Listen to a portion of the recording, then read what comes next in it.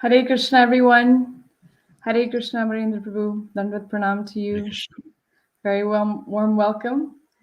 Thank you so much for joining us again. We're very grateful, very honored.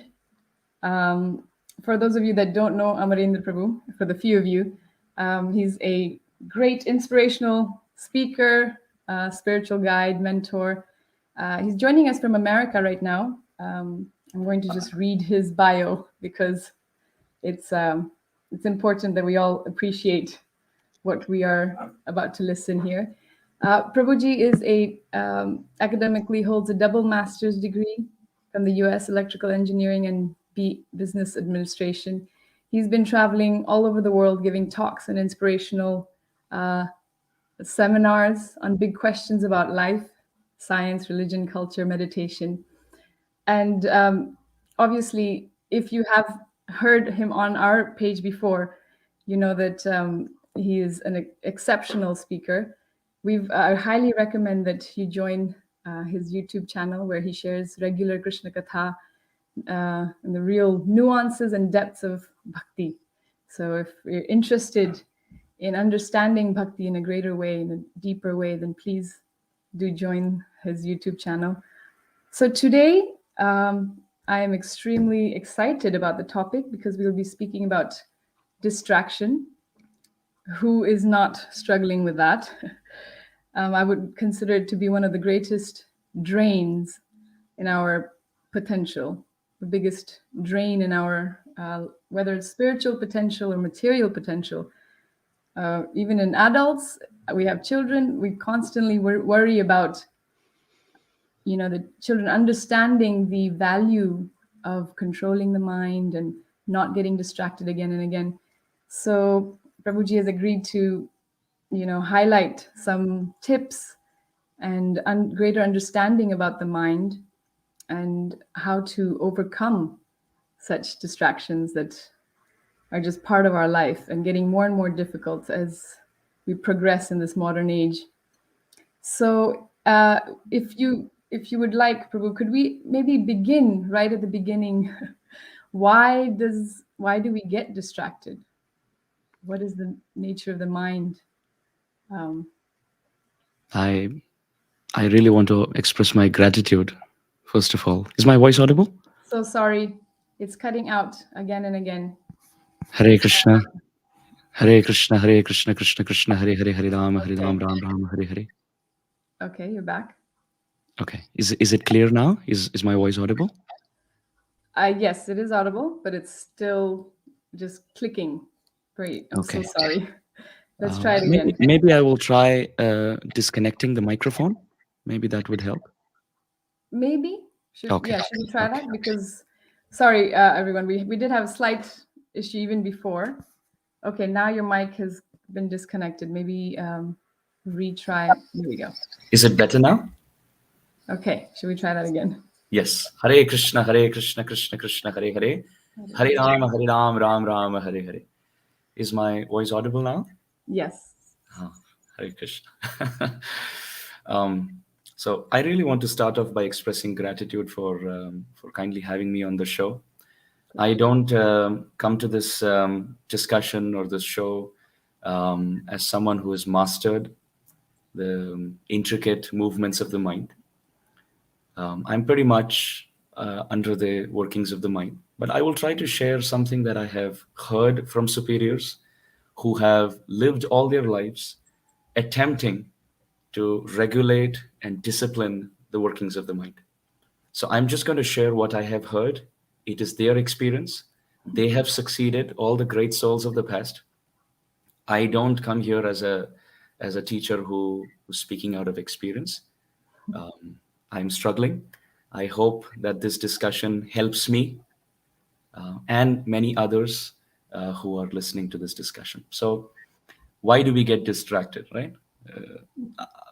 It's a very interesting point. Actually, distraction can be understood or reframed as alternative attraction.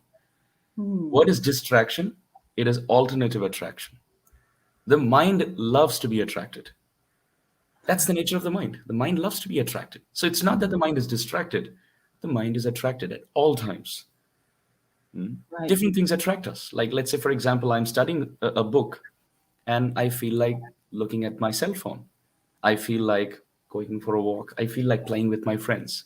So, yes, I'm getting distracted from my textbook or from my study course manual. But the actual thing is, I'm getting attracted to something else. Why does the mind get attracted? Because of the impressions from the past.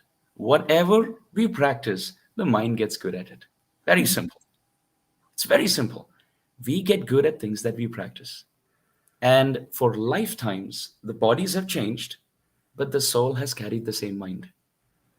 And the mind, anything that the mind sees, anything that the mind tastes, anything that the mind hears, it leaves a snapshot in itself. It holds a soft copy, let's say. It has as a a print screen or Impression. impression, we could say, samskar, yes, in itself. And depending on what kind of impressions the mind has carried over lifetimes, it's natural to get attracted to those souls. So let's say in my past, for example, let's say for 2 3 lifetimes I've been, let's say, into music.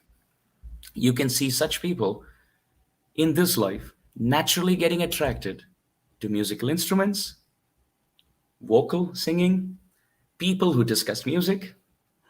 So they get distracted from other things because they're getting attracted to the things that they have practiced over lifetimes. So it's very simple. The mind is a storehouse of impressions. And Wow. whatever is the number of impressions that we are carrying, it naturally, we could say, navigates towards that destination. Wow. That's very powerful. Naturally gravitates to whatever the mind is attracted to. And that makes so much more sense because I keep thinking we have to fight the mind and, put it to some good use. Why is it getting distracted from reading this book? Clearly, because I'm not interested in the book or whatever it is that the child is trying to do or an adult is trying to do. So you're talking about attraction being the guiding force for the mind. Okay. So, how do we get better attractions? Why can't we be attracted to the things that are important? So before we get into the nuances of the working of the mind, it's important to know one very I'm wonderful. really sorry. I've missed a little chunk there. Can everybody else hear it clearly, or do you hear the cutting out? It, um, okay. So far, so good. They can hear you. Okay. Yeah, before we even discuss about the nuances of attraction or developing more willpower to not get distracted, Hmm. it's important to note how much stress Krishna gives as far as the importance of the mind or the significance of the mind is concerned. You can see throughout the Bhagavad Gita, which is like the most powerful wisdom text, philosophical text of the East, we can see Krishna focuses so much on training the mind, so much on disciplining the mind. You can see in the sixth chapter, 47th text, Krishna says, Yoginam api sarvesham madgatena antaratmanaha shraddhavan bhajate yomam samyuktatamo mataha mai asakta mana partha yogam yunjan madashraya asamshayam samagram mam yatha jnasasi tachrunu. As early as the sixth chapter, seventh chapter, eighth chapter, ninth chapter. You can see this is a constant repeating thing. And finally, you can see it almost explodes in the 18th chapter where Krishna says, forget everything, just give your mind to me. Yes. If you Yes. fail to control the mind, no problem. Because Arjuna, for those of us who have had some background with the Bhagavad Gita, we may have read and heard this, that Arjuna tells Krishna, Chanchalopi mana Krishna, that it's the controlling the mind is such a difficult thing to do. I can control the raging wind, but I can't control my mind. And who's saying this? This is that same Arjun who could have so much focus that he could hit the eye of a moving fish by looking into its reflection in a pot of water. Right? We know the story where Arjuna, as the best among archers, looking at the reflection of a moving fish on the top, looking at the reflection of water, he could shoot the eye of the moving fish. That's how powerful Arjuna is. And he mentions that I can't control the mind. So Krishna says, don't worry. You can purify the mind by giving it to me, by thinking about me, by giving spiritual impressions to the mind. So this is very, very important. And also we see there's a very famous statement in the Vedas that mana eva manushyanam karanam bandha mokshayoho, that mind alone is the reason for all of our happiness and our distress. How we perceive things. I could perceive something, as we very famously know, we could perceive something in an optimistic manner as saying that, well, the glass is at least half full. Hmm. Or you could complain all your life about how everybody in the room got a full glass of water, but you were the only one deprived. You were the only one cheated to have only half a glass. Right? Hmm. So all of these things that happen, complaining, blaming, criticizing, fault finding, backstabbing, being depressed, being agitated, being lusty, being greedy, being angry, being envious, having competitive ambitions, all of these emotions, the mind is actually the battleground for all of these emotions to rise. So we get distracted, or we get alternatively attracted because of all these impressions, all these emotions that we have carried over lifetime. So the simple solution to that is to purify the mind by giving more spiritual, disciplined, positive impressions. It may be difficult in the beginning, but as the going gets tough, the tough gets going. Right. Right. So you're explaining that we have been with this mind for many lifetimes. It is not just something that past 20 years, 30 years, many Yes. lifetimes, which is why we come in with different, children are virtuosos at the age of 5. And so each impression, everything we're putting into the mind lasts, it stays with us. Yes.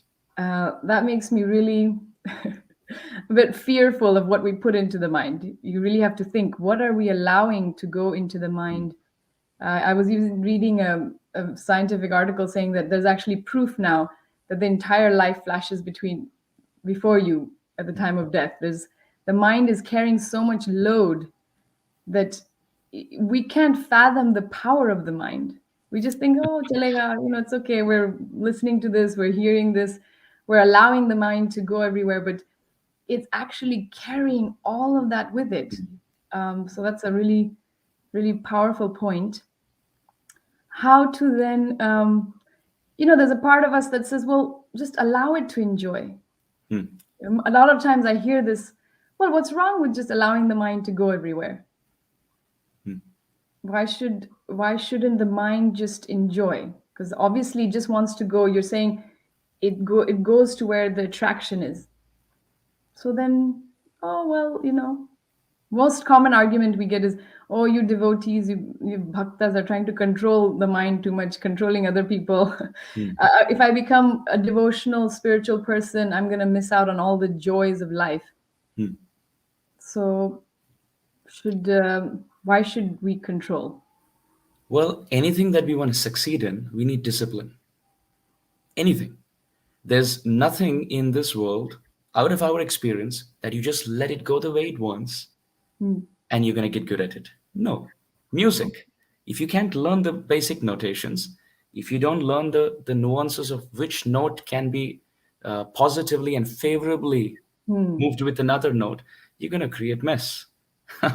Somebody could say, well, why not just let my fingers move on a piano or a harmonium? Sure, you can. But if you intend to create good music, that's not the way to do it. Hmm. There's discipline needed for anything and everything.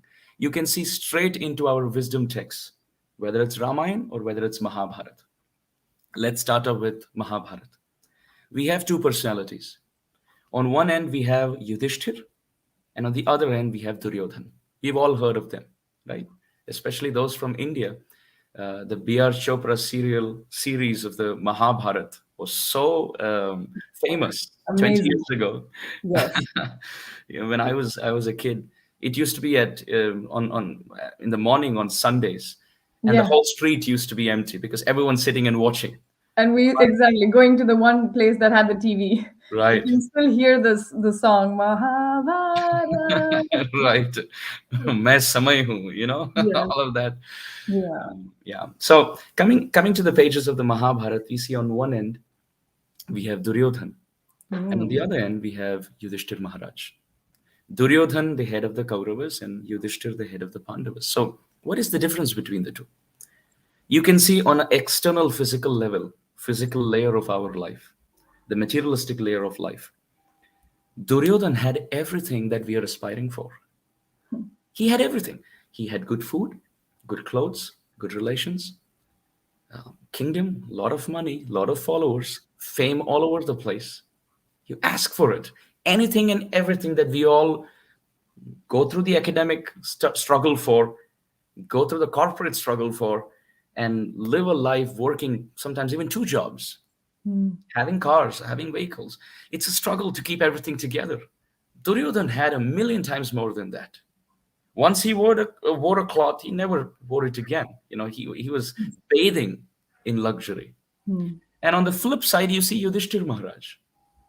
He didn't have anything, although he was the rightful, let's say, inheritor of the property, or let's say he was the right heir to the throne, you could say. Hmm. But look at the number of reversals he went through. Nothing to wear, nothing to eat, nowhere to live, and all the distress that came with it. House set on fire, brother Bhim, who is poisoned and thrown into the ocean. The wife is almost disrobed and insulted in mid assembly. Children are slaughtered when they're sleeping by Ashwathama. Hmm. And it's inconceivable how Hmm. much Yudhishthir Maharaj had to go through. Hmm. But still, at the end of the day, you ask anyone, do you want to be like Duryodhan or do you want to be like Yudhishthir? Who want Well, to be? you'd be careful who you ask. Right, right. I But mean, at least as a character, let's say, yes, right? yes. Let's say, let's put it very realistic. We want, let's say, material life like Duryodhan, but at Hmm. the end of the day, we want the character of Yudhishthir, Yeah. right? You want We all actual joy from within, some right, peace, right, and ultimate victory. right, right. We want to be the person that Yudhishthir was, and not the person that Duryodhan was. Of course. The question to that is why? What is the difference between Duryodhan and Yudhishthir? It's just one thing. Duryodhan had an uncontrolled mind, and Yudhishthir had a controlled mind. Yeah. When someone has an uncontrolled mind, they can win over the whole kingdom, they can win over all directions, but they get defeated within. Hmm. Lust, anger, pride, envy makes it so irritable, so provoked. The person is agitated to the core. So, irrespective of wherever he goes in life, is misery. It's like having, let's say, it's good to have shoes, but imagine if you have pebbles inside your shoes. Wherever you walk, it's gonna hurt. Hmm.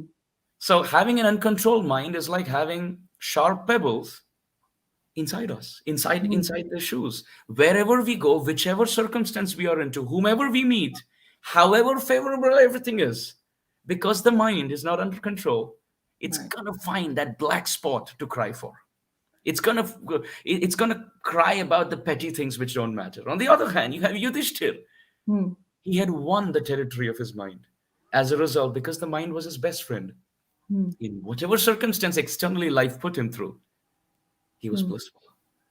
He Yeah, was that's why we peaceful. see many, many very famous people, very wealthy people.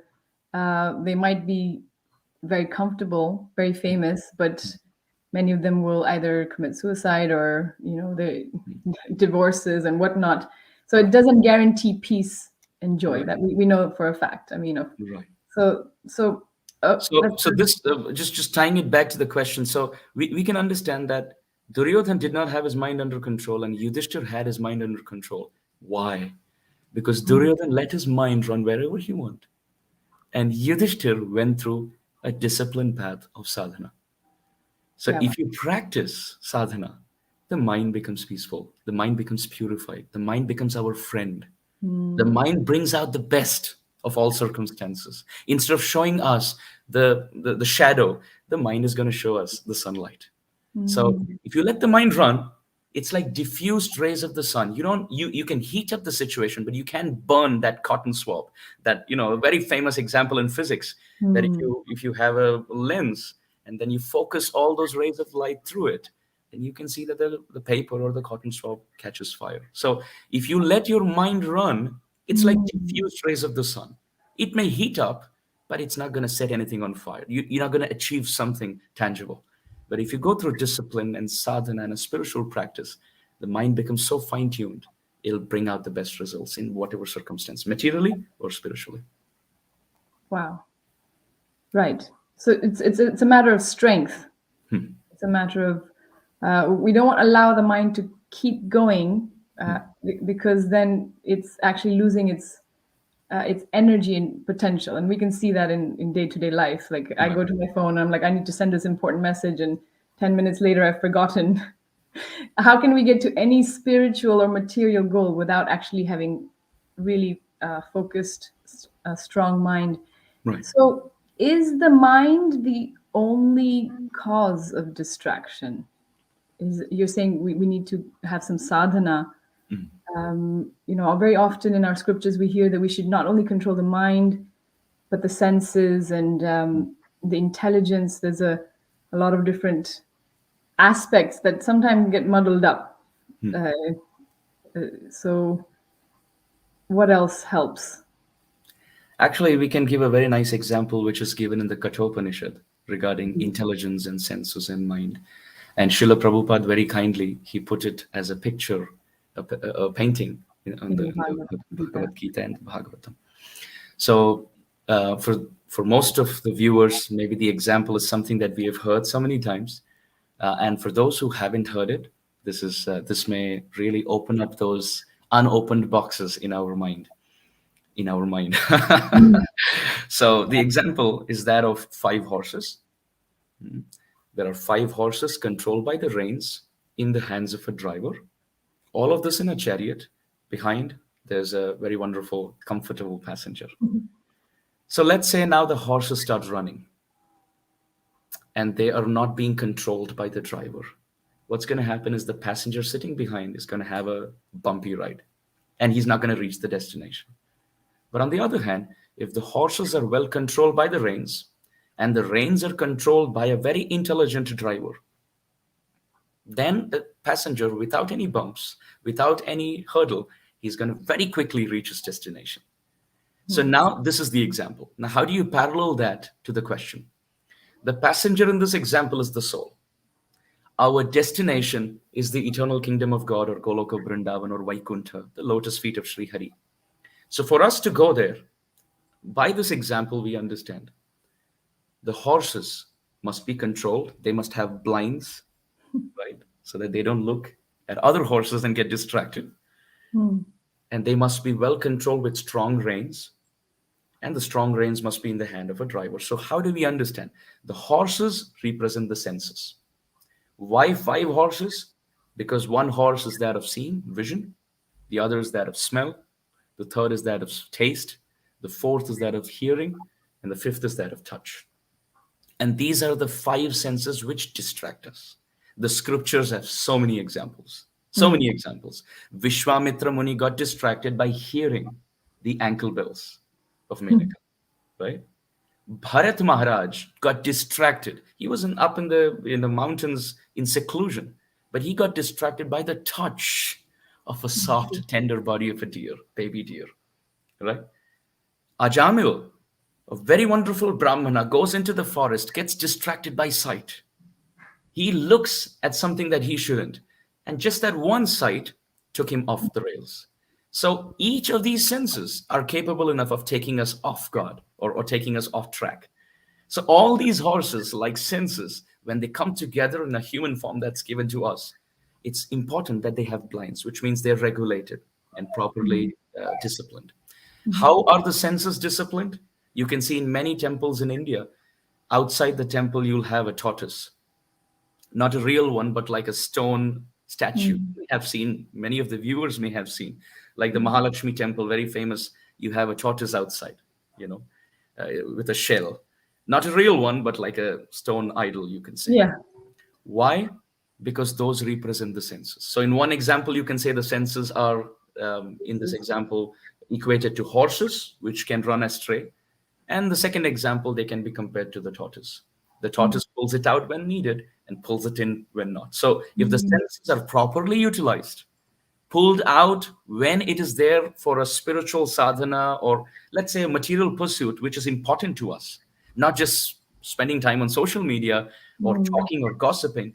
Those times we pull in the senses. You say, well, I have limited time. I have so much to accomplish.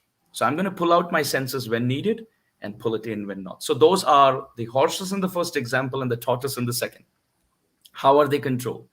The reins that you see, the strong reins that come in, they represent the mind. So the mind are holding on to the senses. The senses are controlled, mind is controlled, and behind the reins is the man. And who is that? That is intelligence. So, as you rightly pointed out, mind doesn't come alone. There are three stages: the horses, which means the senses, the mind, which are the reins, and the driver who's holding those reins, which is the intelligence. And each of them have individual remedy, which we'll come to during our talk. So great. I teach at my children's school, and it was Mental Health Week last week, and we talked about this example. And it was amazing because children immediately got it, that if the horses are not being controlled by a superior intelligence, by our higher self, Right. then as soon as the mind is in control, it's just, oh, I want to eat this, I want to play video games, I want to watch this. Our senses are so overpowering Right. that there's no chance really. We could be very accomplished, intelligent um, academics, but if the mind is not controlled, then the reins are not in the hands of that intelligence. So Right. it's all of our huge knowledge, our jnana can be completely useless if the Yes. if the senses are completely out of control. We will still not get to the desired destination. And even if we get there, the passenger in the back might just be traumatized by the Right. entire journey. And that's why we can see many intellectuals, there's not really peace. You may be very successful, but if the mind is not controlled and the senses are not under our control, then we're enslaved. Like Hiranyakashipu, all these Ravana. We have such great examples of the villains that are so powerful, but a simple thing like you explained, even the sages. So very profound that children could very easily understand this example because it's very visual. So thank you for sharing that. And so maybe you can highlight how can we strengthen the mind to be serving the intelligence as opposed to overpowering and just taking over completely, because it seems very difficult. So there are steps given for all three, for all three of them. And I'll first start with the intelligence because then everything will fall in place. As far as intelligence is concerned, oftentimes intelligence is seen as far as our IQ level, how much we can grasp, how quickly we can grasp, how much we can remember, how can we reproduce. It's almost information explosion. It's all about how much I know or how much I can retain. But all it takes is let's say some prasad we are honoring or some sabji that's cooked, and let's say the salt is little more or salt is little less. All that PhD and all that information in the head goes for a toss. And now it's all about why is there so much salt? Why is there so little salt? Why is it so spicy? Where is all that intelligence at that time? We can't use our information in real life situations to deal with people around us properly. Then what's the use of all the knowledge? So fundamentally, we must understand what is intelligence. To the extent we follow the instructions of Krishna in the Bhagavad Gita and the Bhagavatam, to that extent we are intelligent. There's a very interesting example we can give. One time there was a captain in the ship, and he was on the ship, and suddenly he saw some beaming light coming on the other end, and he was thinking that's, let's say, another ship. So he sent a message. He sent, turn 30-degree east because I'm coming in. He got a message back, you turn 45-degree west. So this captain was offended. He said, well, no, you turn. I gave you the message, the instruction first. So he said, no, I gave it second. The last word remains. So you turn. Went back and forth. And finally, this captain said, I am, the A-class captain. I'm instructing you. You turn. So he got a message. I'm a C-class servant and I'm requesting you, you please turn. So the captain said, why are you so persistent? Like, why can't you just turn? He said, I can't turn because I'm a lighthouse. Right? Okay. So I can't turn. You have to turn according to me. Right? Krishna. So in this example, we can understand who is the lighthouse? The instructions of God. That can't be broken. That can be turned. You can't expect the lighthouse to turn. You can't expect Krishna's instructions to change. They Mm, are going to be a standing mm, instruction for mankind. mm. And we have to navigate and move according to the lighthouse. Right? So, tasmad shastram pramanam te karya karya vyavastitam. यह शास्त्र विधिमुत्सृज्य वर्तते कामकारतः न स सिद्धिम अवाप्नोति न सुखम न पराम गतिम. These verses from the Bhagavad Gita, they mention that if we follow the instructions of the scriptures, the intelligence becomes very sharp. The intelligence becomes completely ripe to take the right decisions. Intelligence means distinguishing what is right and what is wrong and giving us the willpower to do the right and stay away from the wrong. So, this discriminatory factor is intelligence. And how do you polish that? To study the scripture. So, by Mm. studying the scriptures and hearing from great saints, their experiential perceptions, the intelligence becomes strong. That is the way to purify the intelligence. Now, if we don't hear the scriptures, if we don't study the scriptures, we don't know what is right and what is wrong. And when we don't know what is right and what is wrong, how can we control the mind? So, step number one, the intelligence is sharpened by hearing the scriptures. As far as the mind and the senses are concerned, we will take it ahead. Very, very important distinction that you're making, that sometimes we confuse that intelligence is the amount of information that we know or the amount of degrees that we have. But what you're explaining is that that's actually not the intelligence that we're talking about. And that this intelligence is like a divine jnanam. It's not literal information. Google doesn't have jnanam or vijnanam. It may have information, but it doesn't have a true awareness of self. Doesn't It's not a conscious. So it's about self-realization. It's about God realization, and that is not something you just read off of a page in a book, right? So this is really, really important, because sometimes we get so, the mind convinces us that we are such an advanced society. I know so much. I have so many degrees, and therefore I should be. I'm most happy. We're the most civilized society. Therefore, we're the happiest society that's ever existed. So this distinction, that to be able to actually sharpen the real intelligence that will guide us through to a successful spiritual and material life, is only gotten through following higher knowledge, this descending knowledge that's come from the Supreme Lord himself. We cannot manufacture our own light post. We can't just manufacture our own reality. That's what we keep doing. That's the mind's job, alternating our reality. Every day it's shifting. So thank you for that. That's a reminder that what we think is knowledge, it's not knowledge. We could say, we could distinguish as paravidya and aparavidya, which means there is material knowledge and there is spiritual knowledge. So we wouldn't say, or I wouldn't say that that is not knowledge. It is knowledge, and it teaches us how to make a living. But the spiritual knowledge teaches us how to live. So there are two different types of knowledge. One is a material science, another is spiritual science. Material science helps us get a job and make a living, which is important. And spiritual science or spiritual knowledge teaches us how to live amidst that living. One teaches us how to clean the cage, the other teaches us how to feed the bird within. Right? One teaches us how to maintain the car of the body, and one teaches how to feed the driver within. So both are important. Since we live in a world of technology, and we have to pay off our bills, we have to take care of our kids, we have to get to the real world issues, right? So we need money, which means we need a job, and no one's going to give a job if you just know, let's say, Ramayana or Mahabharata.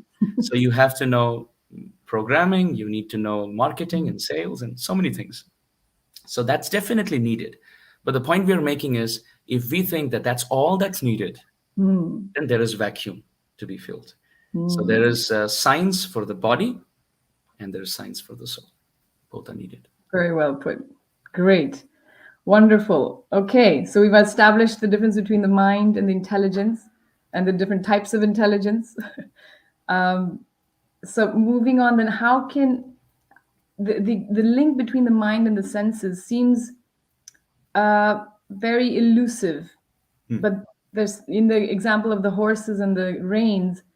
I think as soon as I explained it to the children, it became really easy to understand that there is a deep connection between the mind and senses. So you said you were going to share how to maybe control them. Actually, the connection is so deep between the senses and the mind. We could say that the senses are like five kids, Mm. and the mind is like the mother. The intelligence is like the father. Mm. That could be the connection also. Just like the kids, they want something, right? And they know the father will say a no. So whom do they go to? They go to the mother.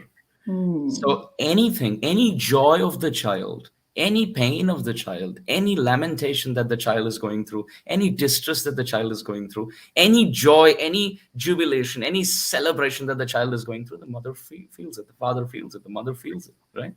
So as much as the kids are connected to the mother, we could say so much are the senses closely connected to the mind.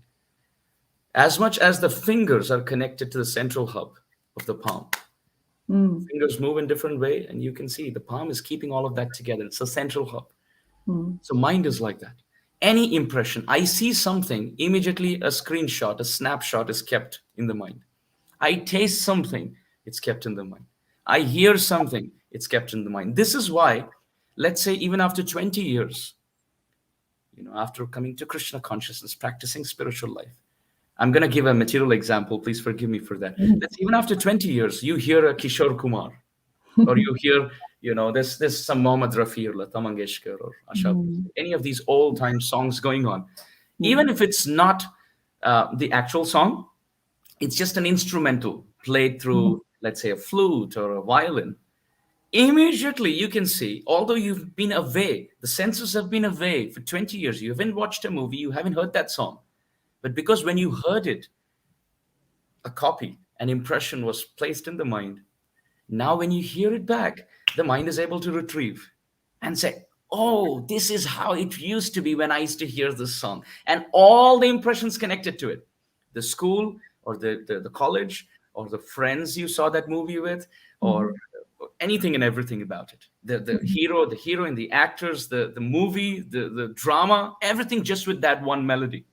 Mm. That's how closely the senses are connected to the mind. So if the senses go haywire, they go unrestricted, you're just dumping in impressions all over the place into the mind. Anything you eat from anywhere, anything that you see, any interaction that you have, a quarrel, a fight, bad mouthing about someone, they may not know it, but the mind Mhm. is holding those impressions, and you get good at what you practice. Mm. Depending on what you store, that's what's going to come out. In the field of computer programming, there's a concept called as gigo. Mm. What it means is good in and good out for Mm. us, garbage in and garbage out, right? Mm. So if you put something good inside, then what's going to come out is good. If you store files into your laptop, what you can retrieve are those files that you store in, not something else. If I Mm. store in a Word document, I can't retrieve, a pencil out of it, right? You're going to retrieve what you store in. Mhm. So gigo, good in, good out, garbage in, garbage out. You can have people watching violent or horror movies one after another. And what happens is now they're hallucinating. When they're in a room by themselves, they're thinking maybe there are footsteps, maybe there's a shadow, maybe there's someone whispering outside my room. What if someone comes here? The mind is imagining. Why? Because those are the impressions it's collected. So if you watch a lot of cricket, you're going to think of cricket. If you talk a lot of Bollywood, that's what you're going to think about. That's so whatever you feed in is what you're going to retrieve. So Mm. it's very, very important where the senses go. because the mind, like the mother, goes with her kids. Mm. If the kids say, I want this, I want this, I want this, and the mother just out of her loving heart, she just goes with the kids, it's not going to work. So the point is, the mother has to put her rules. Mm. The mind has to be strong, the sensors have to be disciplined, and the intelligence has to be sharp. And the way we do that is the mind, just like we gave a solution for the intelligence, that is to study the scriptures. For the mind, you need something called as mantra. Very Mm. important. Because in Sanskrit, the word for mind is manas. And the place where the mind is treated, is purified, is called mandira, because it has the word mana, mind. You can Mm. have hospitals for the body, but where's that place where you can purify the mind? The doctors can probably calm the mind. They can give you not you, but give someone a pill. Mhm. They can calm the mind, but they Yes. can't purify the mind. So the place where the mind is purified, Mm. mandira, and the process by which it's purified is called mantra. So controlling the senses according to the regulated principles in the scriptures, sharpening the intelligence by following the messages of the great souls and taking the right decisions in life, and for the mind, practicing discipline sadhana called as mantra. So you give one each. For the senses, you give, uh, we don't restrict, but you regulate your activities. For the intelligence, you sharpen it with scriptures, and for the mind, you chant the mantra. So by Mm. that, mantra, man means mind, and tra means to liberate, to free of all anxiety. So you follow one each for the intelligence, for the mind, and the senses, and the passenger behind the soul reaches his destination without any hurdle. It's beautiful. In the modern society, we think that allowing a free and open mind and just following the senses is that's a true freedom. Jindagi jio, maje lo, matlab, aish aur aram.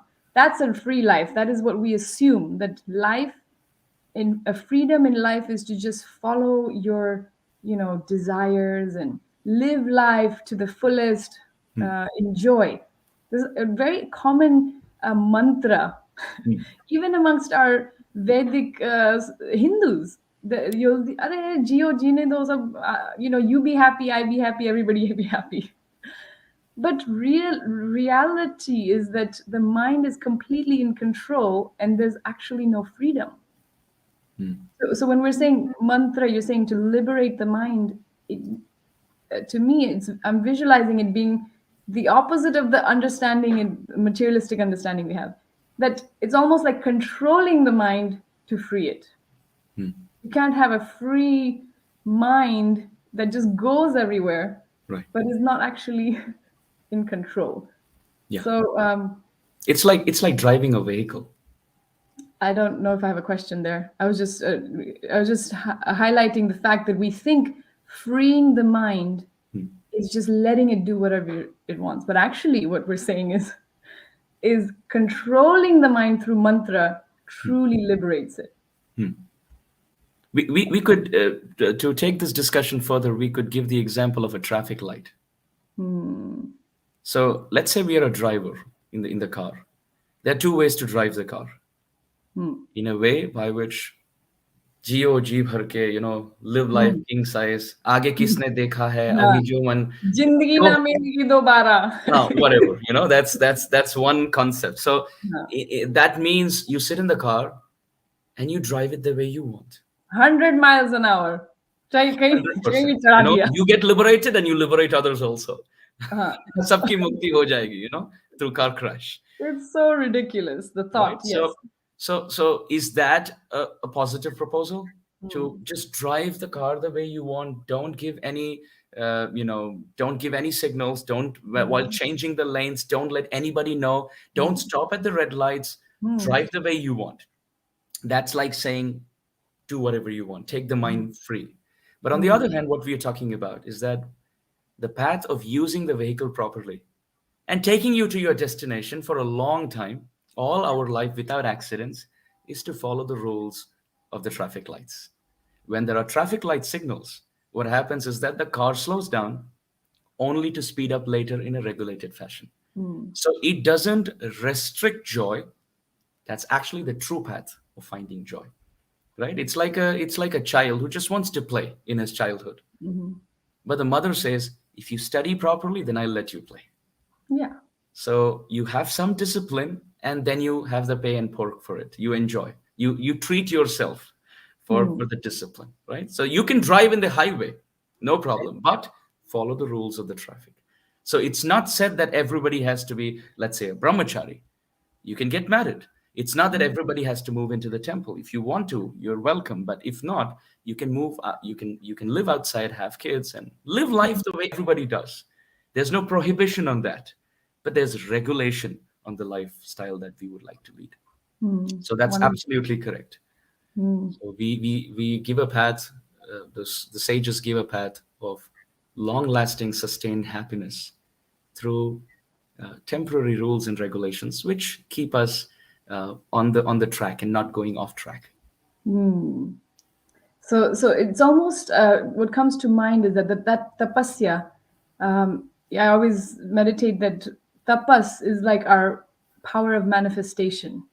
If we do not take the austerity to control the mind and control the senses, then we actually don't have any power left. We're completely drained of our ojas and tejas and whatever spiritual material energy we may have. It's completely drained out of us. So that's, how many times do we hear tapas, Lord Brahma hears it, and that's when he can start creation. And even within our own life, materially, if you want to accomplish something, you must work hard in the beginning, then you accomplish something. Even spiritually speaking, we do vratas. Today is Ekadashi vrata, and we do it so that we can have power, Right. potency, power of manifestation, power of actually reaching the goal that we want.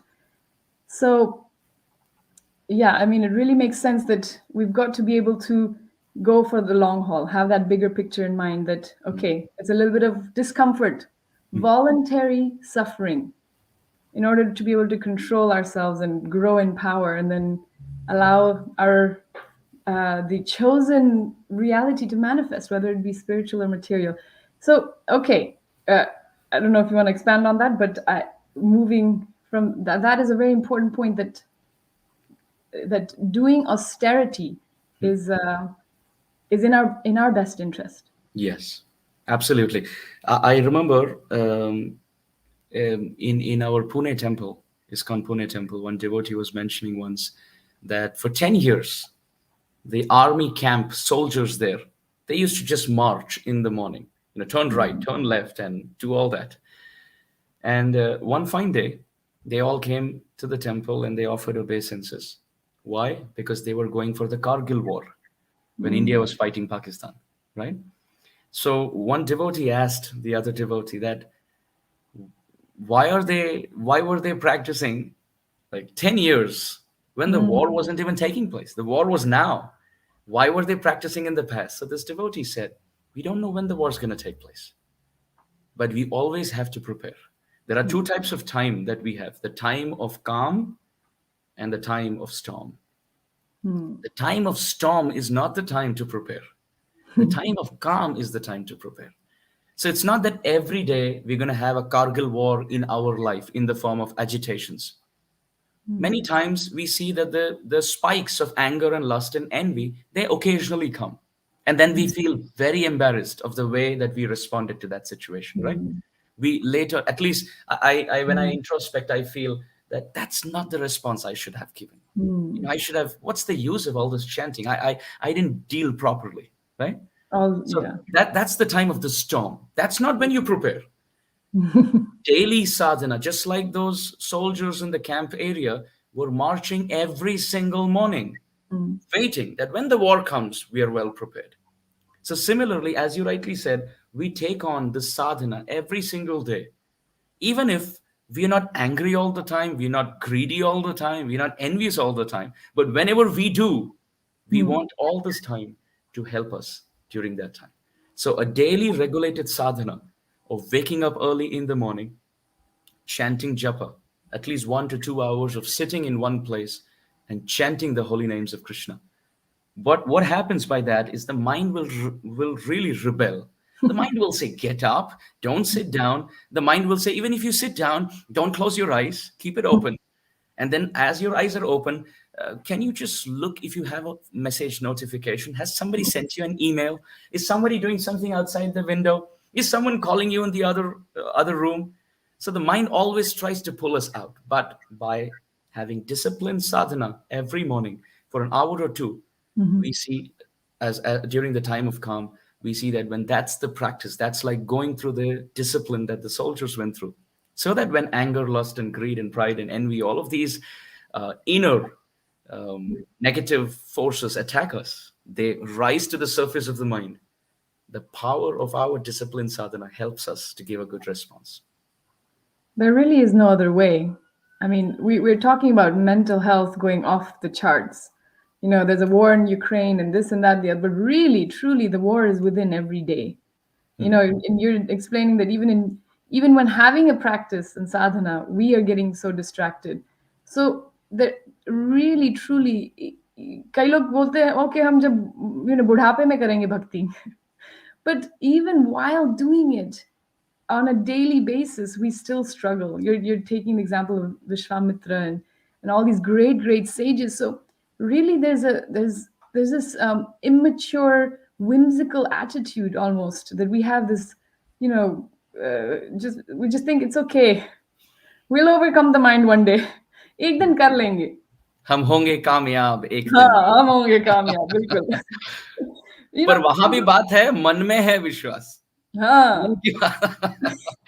So all of these Vedic or so-called, we take information and wisdom from the scriptures and we kind of just, you know, put it down the drain almost by saying, okay, well, we'll take all these lines, these one-liners, but not do the sadhana, not do the hard work because chalega, kal kar lenge.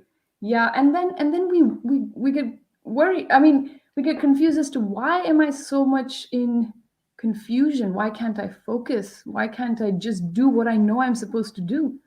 And I'm talking about myself. I know what I'm supposed to do every day, and yet even with practice, it is so difficult. So it's really about coming to terms with the urgency, the emergency that exists, that we fail to recognize. It's like this veil is just constantly over our consciousness. Ke chalega. Well, to the extent we are sincere, to that extent we can see that we are really struggling. We're really struggling. We see that it's been 30 years, it's been 40 years, my body is getting older, it's been 50 years. Is this the life that I wanted to lead? So true. We have to ask ourselves that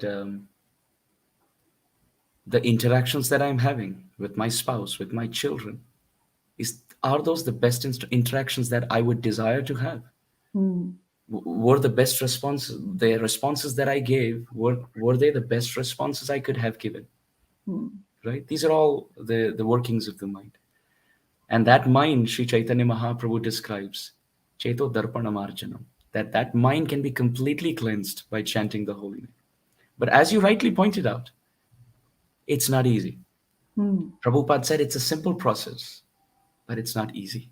Simple process. All that we have to do is chant the mantra, and the mantra will do it for us. The Bhagavatam describes a very beautiful set of verses which actually explain that. Pravishta Karanarandrena Swanam Bhava Saroruham Dhunoti Shamalam Krishna Salilasya Yathasharat. Very famous verse from the Bhagavatam. That when we chant the holy name and we hear very attentively, every mantra that we are chanting is actually a project. We have to tell our mind, you hear this mantra for now. I'm not going to give you anything else. You just do this. It's like disciplining and training the mind. The mind will say no because he's never used to discipline. He's never used to discipline. So he will say a no. But just by practicing, by chanting very clearly, distinctly articulating the mantra, slowly, not in a sense of urgency, feeling in our heart that, my Lord, there have been so many lifetimes that I have taken. I have forgotten you. I have turned away from you, and I have suffered badly. Janasya Krishnat Vimukhasya Daivat Adharmashila Sutukhitasya. Bhagavatam describes as soon as you forget Krishna, that void is filled up with material thoughts. And as soon as there are material thoughts, we move in that direction, and all that we find is adharma, and adharma leads to dukkha. Very simple formula. So the way to turn back to Krishna is by praying. So we chant, we pronounce properly. So there are three P's to remember. We have a very clear pronunciation of the holy name, not just getting a hissing sound out of it, but clearly chanting the name of the Lord. That's the first P, clear pronunciation. The second P is having a prayerful attitude. My Lord, all that I want is I want devotion for you. I want my mind to have unflinching faith and unflinching attraction to your lotus feet. Krishne bhaktir akhandita bhavatu me, bho Krishna tome vashraya. Oh Krishna, I only beg, just like the Ganga flows to her destination without any obstruction, may my consciousness and my heart run to your lotus feet. This is the prayerful mood in the heart. And at the same time, the third P is to have a right posture of the body. So through the tongue, we have pronunciation. Through the body, we have the right posture. And through the heart, we have a prayerful mood. And as we chant and hear the mantra, this mantra gets to the heart and cleanses of material desires. How does someone can say, what has the mantra to do with cleaning the mind? The way is, the problem with the mind is we have so many material desires that they are beyond our ability to fulfill them. And that leads to frustration. So what the chanting process does is it takes away material desires. So we don't desire them. And naturally, there's no struggle to achieve them. By chanting, the material desires are destroyed. Where's the proof for that? Dhruva Maharaj. Dhruva Maharaj in the fourth canto of Srimad Bhagavatam desired. He had material desires. And as he was standing on one leg chanting, Om Namo Bhagavate Vasudevaya, as he was chanting the mantra, when the Lord appeared before him and said, ask for it, Dhruva, and I will give it to you. He said, Sthana bhilashi tapasi sthitoham tvam praptavan deva munindra guhyam kachan vichinvan api divya ratnam swamin kritarthosmi varam nayache. My Lord, I don't desire anything. I came into this forest looking for broken pieces of glass to fulfill my material desires, but now standing before me is a bright, self-effulgent diamond. That's you. I have found you, the creator of all creations, who hides as Paramatma in the heart. I have found you. I came to search for broken pieces of glass and I have found a diamond, my Lord. I don't have any other desire. Wow. So the heart gets purified by the process of chanting. And at the same time, the chanting process brings out the best responses out of us. The example for that is Haridas Thakur. Whether he was whipped in 22 marketplaces, the good news is we won't. But Haridas Thakur was whipped every single day, 100 whips in a marketplace, in 22 marketplaces. And what came out of his heart is, my Lord, please protect them. Forgive them. They forgive them and protect them. They, just like Jesus Christ, they know not what they do. Please forgive them and protect them. Even when Haridas Thakur was, attempted by a prostitute to put him down from the pedestal of honor and dignity down to shame, his response was, I want to purify her. Instead of being, completely allured by the temptation. So 2 points. By chanting the holy name sincerely, the mind, which is a storehouse of material desires, becomes completely cleansed. And the example is Dhruva. And at the same time, the mind gives the best response, either when we are criticized or when we are tempted or allured to temptations. The example for both of them are Haridas Thakur. So if we simply discipline the mind to chant, it's tough initially. It's like an uphill struggle, but only up to the peak. After that, it's even if someone pays us to not chant, don't pick up the beat bag and I'll give you $100. Haridas Thakur said, Khanda khanda deha jai jadi jai pran tabu vadane na chodi puhari now. Even if you cut my body to pieces, I can't give up the chanting. So that's coming down the downhill. The uphill is difficult initially, but after we come to a point of nishtha or being very disciplined, after that, going to the lotus feet of Krishna is like riding a bicycle downhill. Even if you don't use the pedal, you're going to reach there because you've developed taste. It's incredible.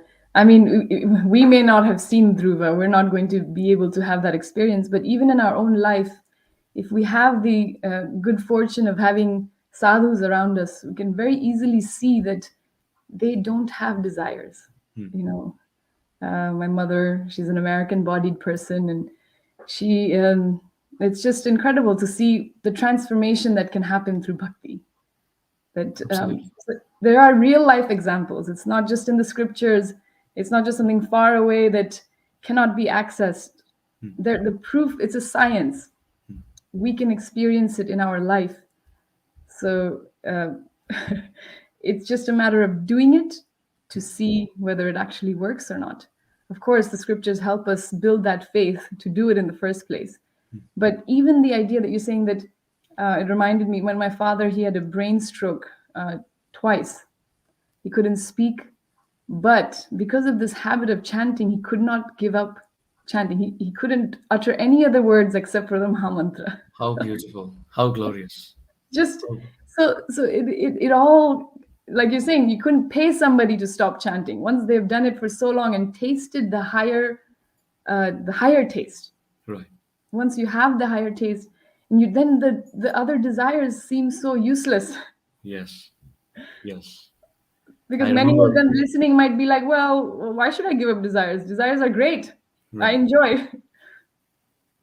So what is wrong with desires, Prabhu?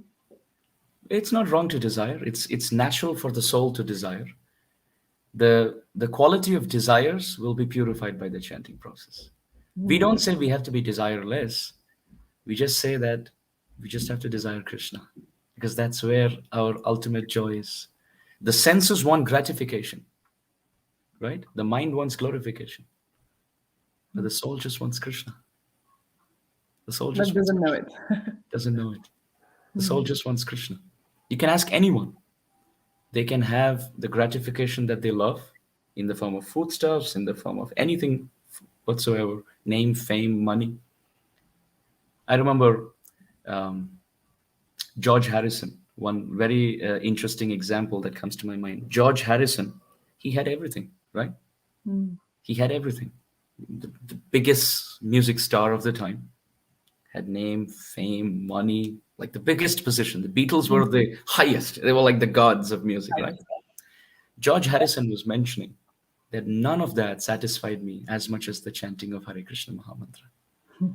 And he gave an example for it. He said he was in an airplane once, and somehow there was turbulence. There was air turbulence. And the pilot was making announcements, and everyone's screaming, the flight's going up and down. And at that time, there was another flight just went few feet below this one, just in case if there was a touch, there would have been a fire explosion. Mm. And George Harrison said, when everybody was going through panic, I patiently put my hand into the bead bag. And for 6 hours in my flight journey, I patiently chanted and I landed safe. Wow. Srila Prabhupada's process of chanting, it really helped me. And we can practically see Dhruva is right in the scriptures, but let's talk about what Prabhupada did. Mm. Think about the personalities whom Srila Prabhupada touched. Prabhupada went straight to the hippies. They were into all sorts of addictions. They were into all sorts of intoxications. They were almost like in a counterculture away from society. Mhm. What brought them all the joy in their life? Prabhupada said the hippies became happies, right? It was just the chanting of Hare Krishna.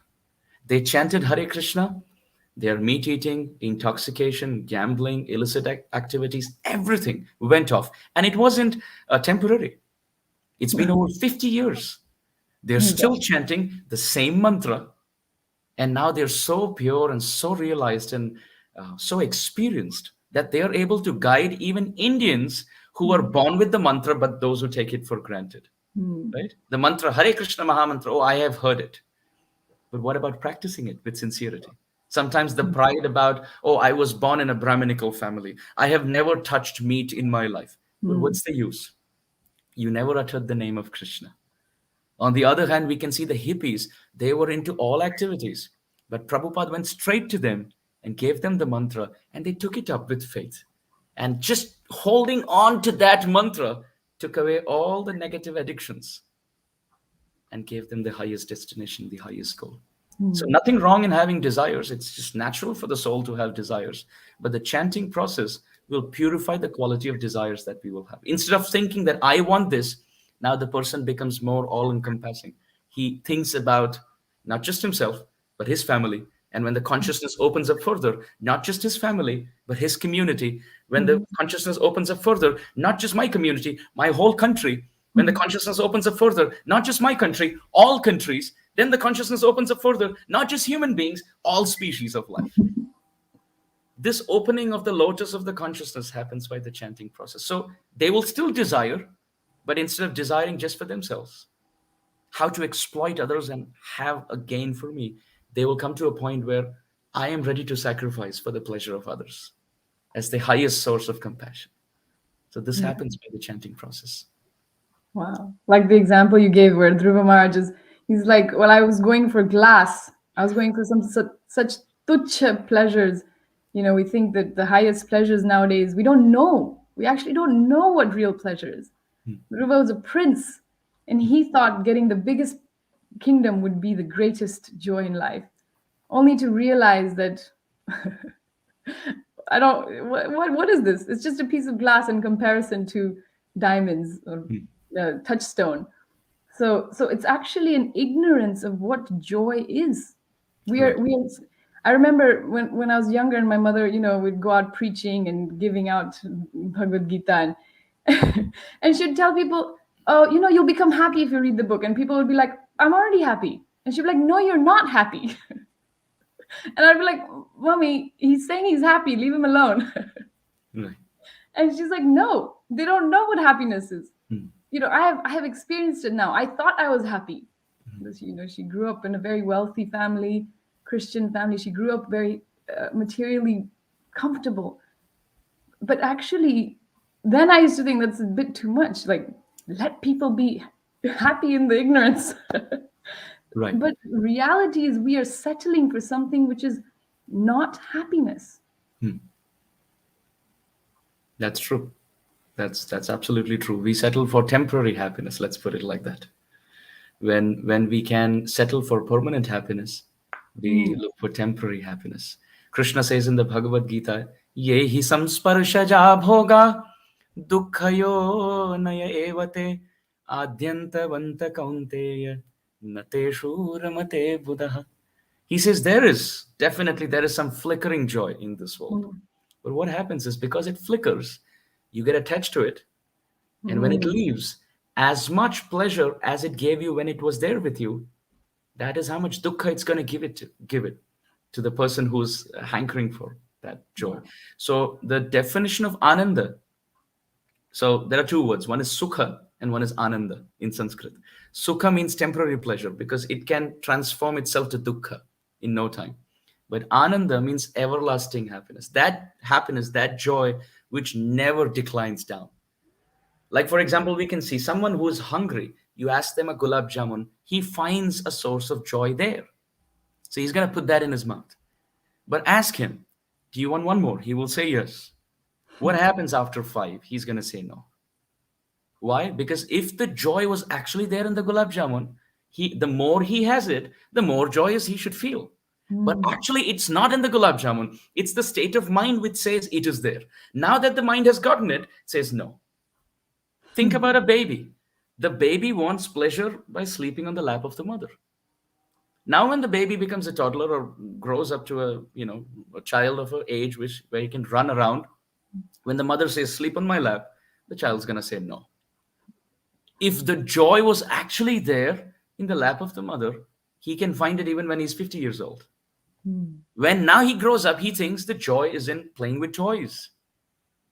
As he grows up and he starts playing cricket outside or soccer outside, the mother tells him, play with these toys. He's not going to find joy. If the joy was actually there in these toys, he can find it even when he's 70. So the same example can be taken out to the whole world that we live in. If the joy was actually there in the car that I have, then the joy that I feel on the first day of purchasing the car is the joy I should feel even when I'm 10 years into it. But then that's not the point. I think of changing the car to have another one. So the mind doesn't actually know what joy is. It just flickers and jumps from one excitement to another excitement. But as far as the soul is concerned, the soul looks for joy, which doesn't even stay the same, it just increases with time. So you can see those who chant Hare Krishna. Now in ISKCON, it's not that you get paid to chant, right? Everyone's sitting and chanting, and the more you chant, the more you get paid. It's not like that. It's free, it's voluntary service to God. But you can see the same mantra is being chanted by devotees for over 50 years with no material gain because they find joy in that. They're reading the same Bhagavad Gita, they're hearing the same Harikatha, they're worshipping the same deities, they live in the same Vrindavan Dham. Right. And there's no man who can do material things like that. They can do something material for 50 years, they get frustrated. I've been doing the same thing here over and over again. I need a break. They say, I need a vacation. Exactly. But those who are on the those on the path of spiritual life, they never ask for vacation because they're actually tasting eternal, non-flickering, non-temporary, ever increasing, everlasting, not sukha, but ananda, bliss. Incredible. Wow. I mean, if we take the greatest, most successful people, Elon Musk, he's if you hear him talk sometimes, he's like a little kid. He just goes from one project to the next, and now he wants to go to Mars. This is the greatest mind of our time in one sense. One of the wealthiest people, and so it really highlights that there is no peace for the mind. After Mars, he'll create some other distraction to go to. But truly, most people, even in our friend circle, they may not be devotees. They'll say after the vacation, they come back and you need a vacation from the vacation, or like you're saying. So it's not an option really, because the temporary joys that we get, like you're saying, we'd get addicted to, because it's flickering. We get, it's just not enough. So you constantly are jumping from one place to the other, and it's keeping us so drained, so stressed out, so confused and miserable in the end. Truly, truly. And I can really, if anyone's listening, and if I can really vouch for the idea that now after a little while, and understanding the difference of this flickering joy and something a little bit more. I don't know what real joy is, but a little bit more, little bit joy of kirtan, maybe, that when you do it with the children, even they can see, oh yes, mommy, immediately they're ready for the arti now. Whereas before it was a bit difficult. Now they're like, if we don't do the arti, they miss it. They're like, oh, but we didn't do the arti today, because they can actually feel the joy. And there's, like you're saying, there's no monetary gain. There's no other, jugaad going on, some kind of a deal going on. You get something. It's just about creating that habit that allows joy to flow from not the senses, not the mind, some other place. I don't know where it is, but it's somewhere else in my So thank you for highlighting that. If there's anything you wanted to add, that it is so important to experience deeper joy, to give up the lesser joy. Yes.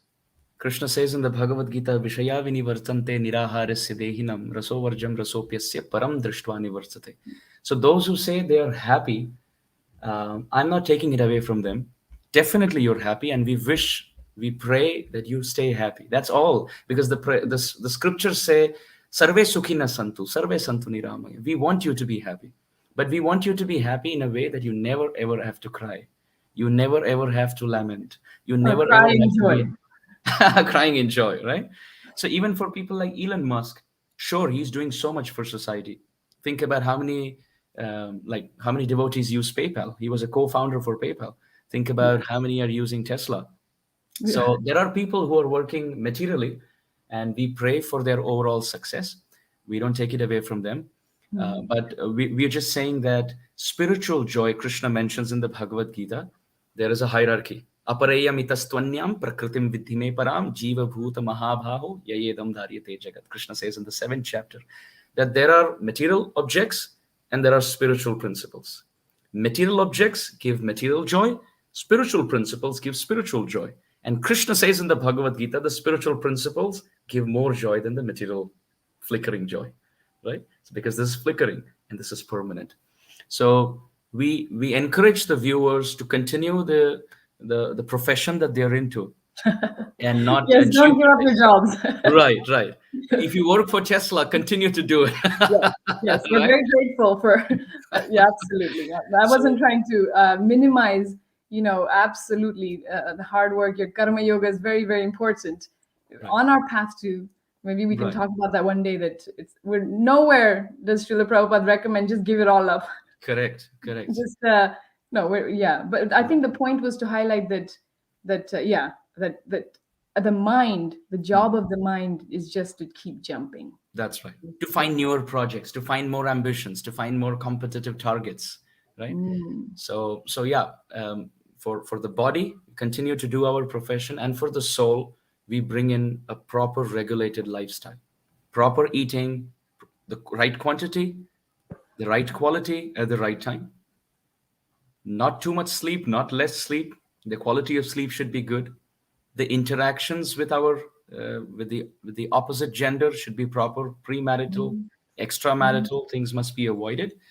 Apart from that, as far as defending is concerned, we don't quarrel, we don't instigate, we don't provoke anyone, right? Krishna talks about this in the Bhagavad Gita: yukta ahara viharascha yukta cheshtasva karmasu, etc. As far as our discipline is concerned, these are some things to take care. Apart from that, we study scriptures, we follow a regulated sadhana of chanting the holy name, we associate with the right people, is very, very important. We are the association that we keep, right? The people that we interact with, we are one fifth of the top five people that we associate with. Our character becomes the average, let's say, of the top five people that we associate with on a daily basis. So we want to keep good Krishna conscious, spiritual, uplifting association. We hear the right message, we chant, we have the right intake of the sanctioned and sanctified food, right? What is sanctioned is vegetarian, what is sanctified is prasad. Mm. So our food should be sanctioned and sanctified. So in this way, we follow a regulated, disciplined lifestyle, and we do it for a long time, and we see that the mind will become our best friend. There'll be times when we are in a situation where there's criticism, there's unnecessary gossip about things of this world, and the mind, which at one point used to relish all this, will tell us, um, "Why don't you just get out of this and do what you have to?" The mind, which was our lethal enemy at one point, instigating these discussions, will Mm. become our best friend, helping us out of these circumstances. The mind is like a notebook. The mind is like a notebook. You can write whatever you want. You can write whatever you want.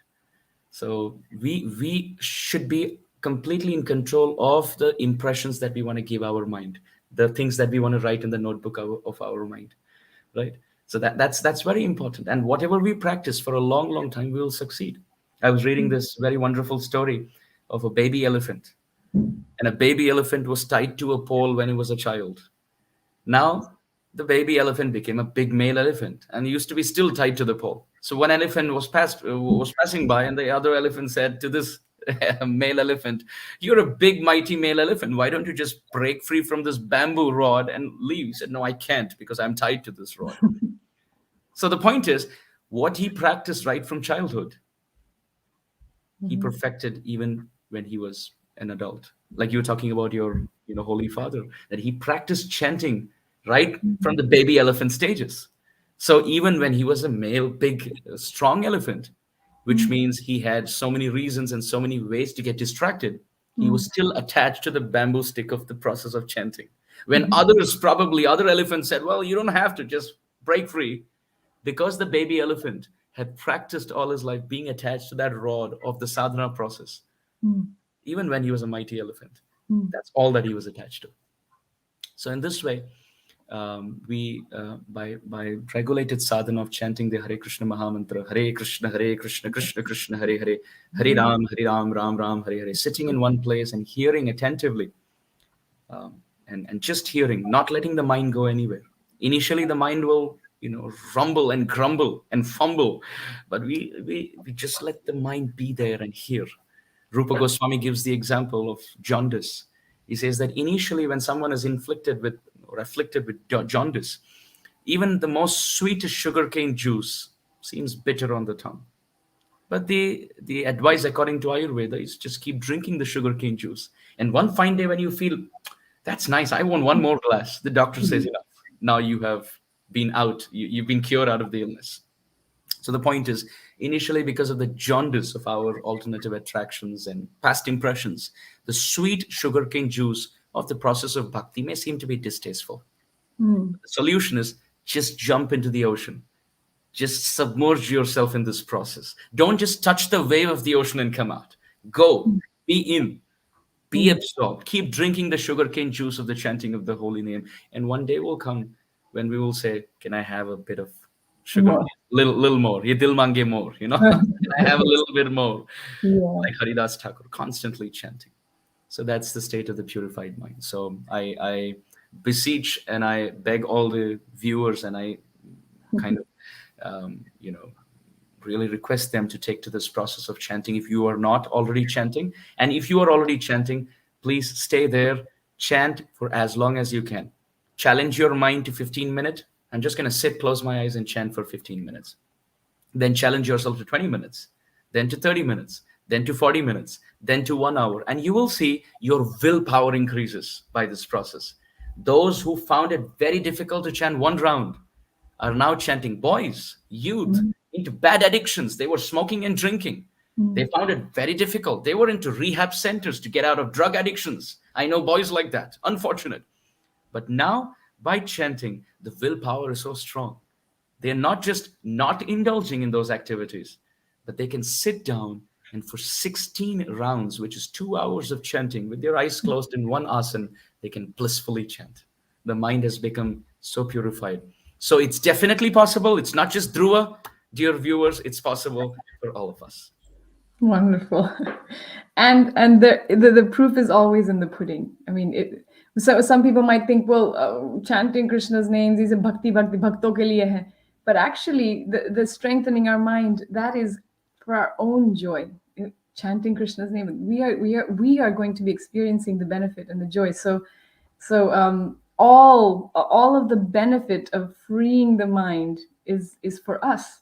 Krishna doesn't need our chanting. He doesn't need our sitting in one place for 2 hours. That doesn't benefit him at all. It benefits us in every sphere of our life, not just in our spiritual life. We can imagine if we can sit with our eyes closed for even 5 minutes. I do it with the children at school, and they truly struggle past 1 minute. But if you can convince our children, we chant 4 rounds with the kids every day, and it's easier and easier and easier. And if we can set that habit now, can you imagine in life materially how successful they will be? Forget the spiritual aspect, but just being able to sit in one place for half an hour and focus on one thing, we're giving them a life tool. We're giving them something that can help in every aspect of the life. So, I mean, I'm sure there are so many questions here, Prabhu. Um, I, I would prefer to let you finish. Maybe just conclude it if you like. There's many points that we could go on about. Or would you like to take one or two questions? Sure, we can take questions. No problem. Okay. Okay. So give me a minute while I look, because there's so many here. Do you want to maybe just conclude a few concluding? Because we were talking about distraction and within bhakti itself, right? Because we've already touched upon a lot of it, but there's a lot of the times it becomes like, okay, I should be reading, I should be listening, maybe I should be busy with my service, and sometimes the chanting can go on the back burner. You can think that, okay, baad mein kar lenge, but I have to finish my other seva. So there's a lot, even within the spiritual practices, even within sadhana, is there a remedy to be able to prioritize, okay, these are really important, and how to stick to it. Sometimes the mind says, well, I don't really like chanting, but I like hearing, so I'm just going to do that. I'm speaking for myself. Sometimes it's easier for me to just hear. I love listening to lectures, but sitting quietly for a few, hours is much more difficult. So maybe while I look for the next question, if you could Sure. highlight how to Sure. prioritize. Actually, the aim of all hearing and all reading is to chant the names of Krishna. That's the aim. The Yes. reason we prefer to read or hear because it's intellectually more stimulating. Hmm. It's more informative. and something newer is happening. So Yeah. we are gaining a lot of information. We feel, wow, I didn't know that perspective in life. I didn't know that shloka. I didn't know that story. So it's kind of intellectually entertaining, and the mind is okay with that. But when you tell Mm, the mind, sit in one place in just one mantra after another, after another, after another, it becomes even more cumbersome. It becomes a little more troublesome for the mind. But trust me, that process purifies the mind. That's the truth. mm. Wow. So we hear so that we execute. Like we can say, Arjuna, why did he hear the Bhagavad Gita? So that he could Mm, execute, so mm, that he could fight. mm. Arjuna could say, well, forget the war. I'll just love listening to the Gita. Who wouldn't want Krishna to be on the chariot Bilkul speaking the theek hai. Gita, right? Yes. So, so Krishna said, Mm. Yathecha Sita Thakuru. Now that you've heard me, Sorry. I want you to act on this. So Mm, we definitely prioritize, but on the highest level of our priority is our chanting process. And where's the proof for that? The proof is when we take our initiation vows, the spiritual master doesn't demand anything except chanting 16 rounds of Hare Krishna every day, it's right? true. So we chant Hare Krishna every day. We hear Hari Katha so that when we offer our service to the Vaishnavas and the deities, we offer it in Mm, the right mood. The chanting will purify the mind, and the scriptures will give us the right intention so that the service can be offered with the right goal. mm. Wonderful. Wonderful. Um, right. I think there's a complicated question here, but must be chanting every day. So I wish to ask, are you people spiritually happy? I think we may have already answered this, or are you still in transition? This is a very valid question, I guess. Um, can we say that we are happy? If we've been chanting for so many years. Do you want to go first? I would say that I don't claim to have reached my goal, but there's a very interesting story that comes to my mind again. Mm, In the life of Santa Tukaram, the great Saint Tukaram, he was asked this question: "You are chanting the name of God. Have you actually seen God?" mm, So what he said was something fascinating, and that's what I want to um, just share sure. here. Santa Tukaram, the great Saint Tukaram, he said, sometimes you can see that one dog starts barking, right? Especially in India, you can see the street dogs. You can have one dog barking in a village, and all the dogs get together and start barking.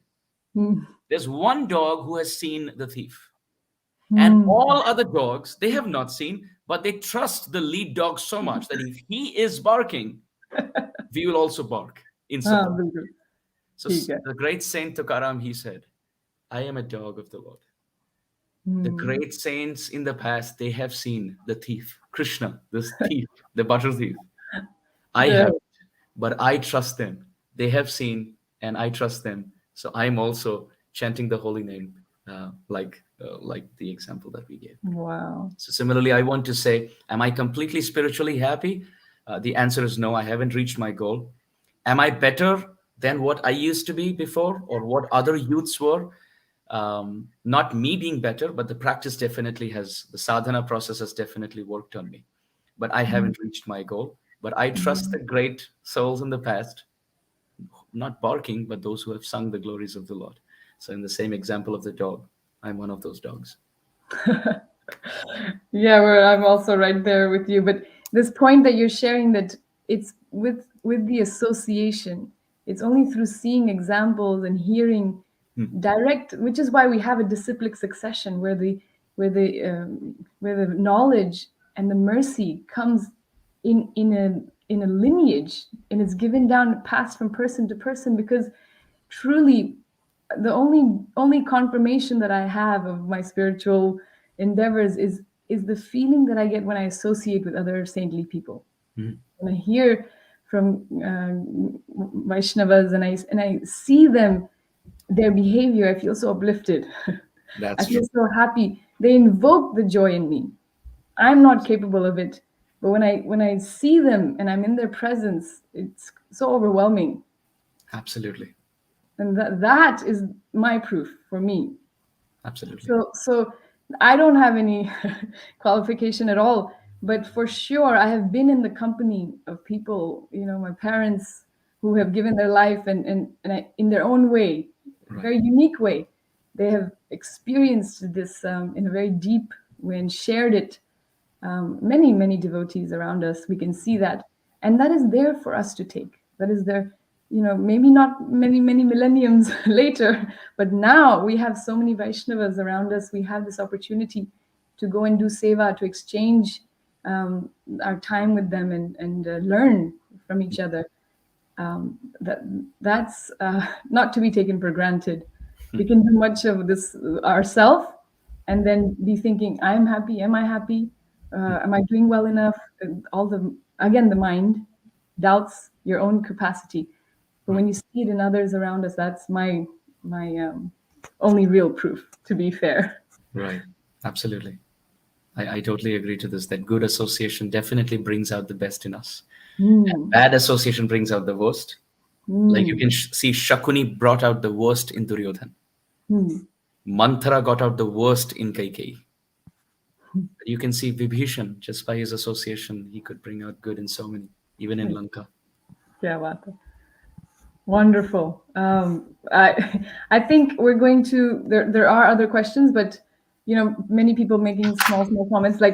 Um, but I think we'll leave it here. Today is Ekadashi. Would you like to take one last one about Ekadashi? Sure. We are going to have a podcast in the near future. Prabhu has agreed to come on and talk about Tulsi Devi and tilak, why do we wear tilak, how to wear tilak, and connect all that for us.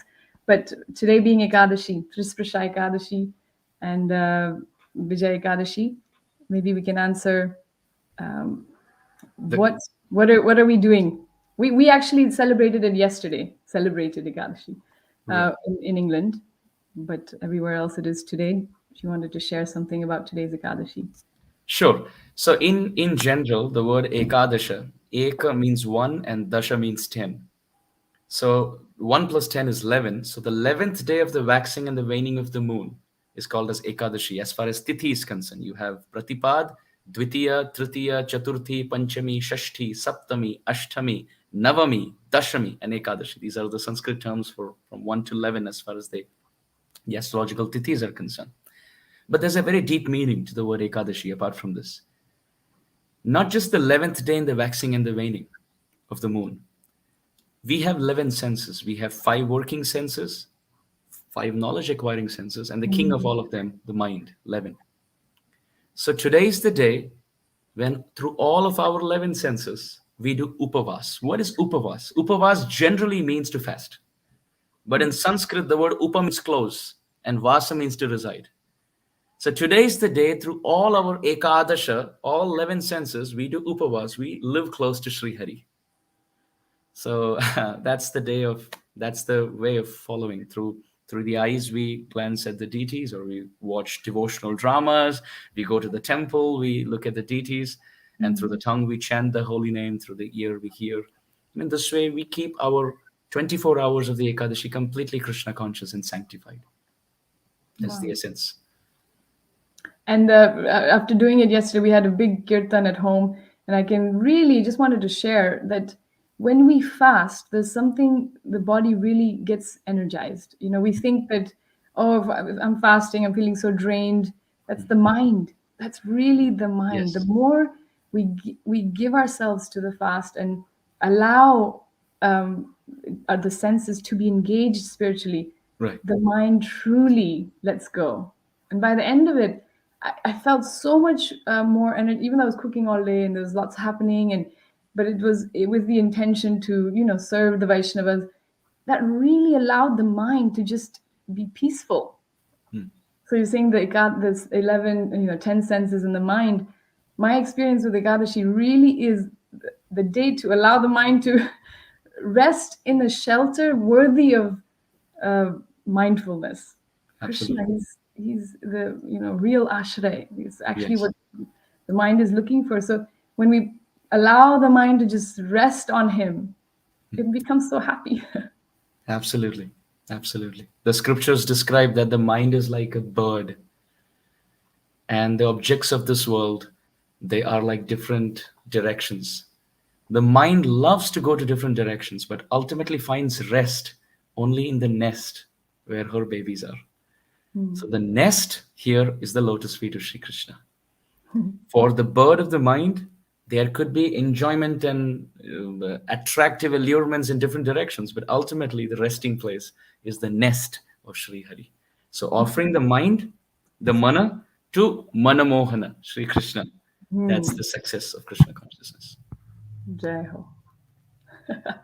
Okay, well, I think there's no more questions now, but we are very excited to know that you're going to be coming back because, as usual, it's I don't really paying attention to whether anyone else is, but for even just for myself and our family, we're so grateful to be able to share this space with you and have the opportunity to hear you so regularly, and just so grateful for your Guru Maharaj and his blessings and your parents on you to continue to keep going. And for anyone listening, please join the YouTube channel and thank Amarendra Prabhu on all of our behalf. Thank you so much. I'm very, very grateful for all these blessings. Thank you. Hare Thank Krishna. you. And we'll see you very, very soon. Thank you. Hare Krishna.